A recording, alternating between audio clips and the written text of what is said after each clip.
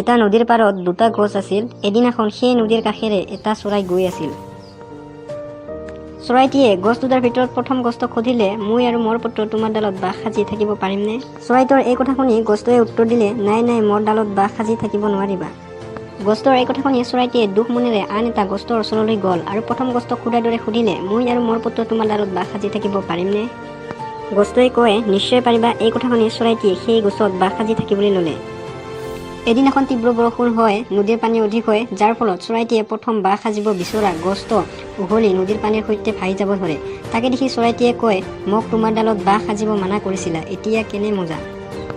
চৰাইটোৰ এই কথা শুনি গছটোৱে ক'লে, মোক ক্ষমা কৰিব, মই জানিছিলোঁ যে মোৰ শিপাবোৰ বহুত কমজোৰ হৈছে। যেতিয়াই বান আহিব তেতিয়াই উঘলি পৰিম, যাৰ বাবে তোমাক বাহ সাজিব দিয়া নাছিলোঁ। এই কথা কৈ গছটোৱে পানীত ভাহি যায় আৰু চৰাইটোৱে গছটোৰ কথা শুনি দুখ মনেৰে চাই থাকে।